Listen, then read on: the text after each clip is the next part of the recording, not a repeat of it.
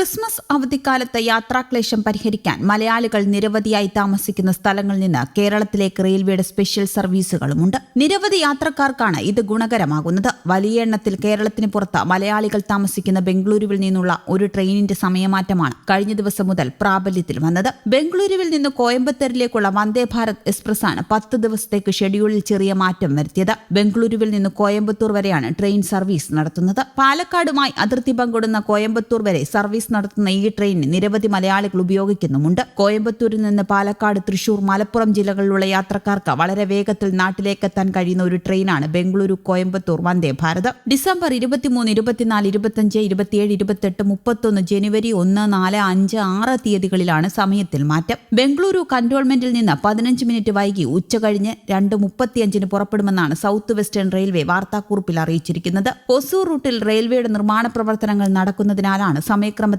മാറ്റം വരുത്തിയിരിക്കുന്നത്. വ്യാഴാഴ്ച ഒഴികെയുള്ള ദിവസങ്ങളിൽ ഉച്ചകഴിഞ്ഞ് ബംഗളൂരു കന്റോൺമെന്റ് സ്റ്റേഷനിൽ നിന്ന് പുറപ്പെടുന്ന വന്ദേ ഭാരത് രാത്രി 8:25 കോയമ്പത്തൂർ ജംഗ്ഷനിലെത്തും. AC ചെയർകാറിന് 1175 രൂപയും എക്സിക്യൂട്ടീവ് ചെയർകാറിന് 2120 രൂപ എന്നിങ്ങനെയാണ് ടിക്കറ്റ് നിരക്ക്. 377 കിലോമീറ്റർ ദൂരം 6 മണിക്കൂർ 25 മിനിറ്റിലാണ് പൂർത്തിയാക്കുന്നത്. അതിനിടെ ഗോവയിൽ നിന്ന് മംഗലാപുരത്തേക്ക് സർവീസ് നടത്തുന്ന വന്ദേ ഭാരത് എക്സ്പ്രസ് കോഴിക്കോടേക്ക് നീട്ടുമെന്ന പ്രഖ്യാപനം മാസങ്ങൾക്ക് മുമ്പേ പുറത്തു വന്നിരുന്നു. എന്നാൽ ഇക്കാര്യത്തിൽ പിന്നീട് അനക്കമൊന്നും ഉണ്ടായിരുന്നില്ല.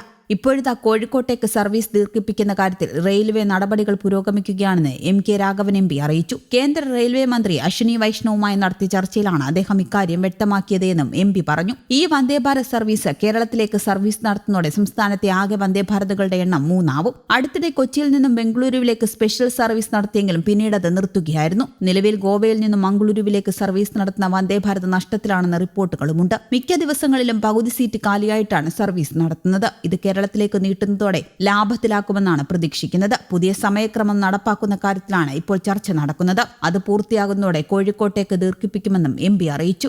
ഗോവ മംഗളൂരു വന്ദേ ഭാരത് എക്സ്പ്രസ് കോഴിക്കോട്ടേക്ക് സർവീസ് നടത്തുന്നതിൽ മന്ത്രി അശ്വിനി വൈഷ്ണവ അനുകൂല നിലപാടാണ് സ്വീകരിച്ചത് എന്ന് BJP ദേശീയ നിർവാഹക സമിതി അംഗം PK കൃഷ്ണദാസും പറഞ്ഞിരുന്നു. അതേസമയം ബംഗളൂരുവിൽ നിന്ന് കണ്ണൂരിലേക്ക് സർവീസ് നടത്തുന്ന എക്സ്പ്രസ് ട്രെയിൻ കോഴിക്കോട് വരെ നീട്ടുന്ന കാര്യത്തിൽ തീരുമാനമായില്ല. ഇക്കാര്യത്തിൽ മന്ത്രി അശ്വിനി വൈഷ്ണവ് ഉറപ്പ് നൽകിയിട്ടും മാസം 1 കഴിഞ്ഞു. ബംഗളൂരുവിൽ നിന്ന് മംഗളൂരു വഴി കണ്ണൂരിലേക്ക് സർവീസ് നടത്തുന്ന ട്രെയിനാണ് കോഴിക്കോട്ടേക്ക് നീട്ടാൻ റെയിൽവേ ബോർഡ് തീരുമാനമെടുത്തത്. 10 മാസങ്ങൾക്ക് മുമ്പാണ് റെയിൽവേ ബോർഡ് ഇക്കാര്യത്തിൽ തീരുമാനമെടുത്തത്. എന്നാൽ കർണാടകയിലെ BJP MPമാരുടെ എതിർപ്പിനെ തുടർന്നാണ് നടപടി വൈകുന്നത് എന്നാണ് വിവരം. എന്നാൽ മലബാറിലെ യാത്രക്കാർക്ക് ഏറെ ഗുണം ചെയ്യുന്ന നീക്കമായതിനാൽ BJP കേരള ഘടകം ട്രെയിൻ കോഴിക്കോട്ടേക്ക് ദീർഘിപ്പിക്കണമെന്ന ആവശ്യത്തിന്റെ കൂടെയാണ്. അധികം താമസിക്കാതെ തീരുമാനം നടപ്പിലാക്കുമെന്നാണ് യാത്രക്കാരും ജനപ്രതിനിധികളും കരുതുന്നത്. News desk Kerala Kaumudi.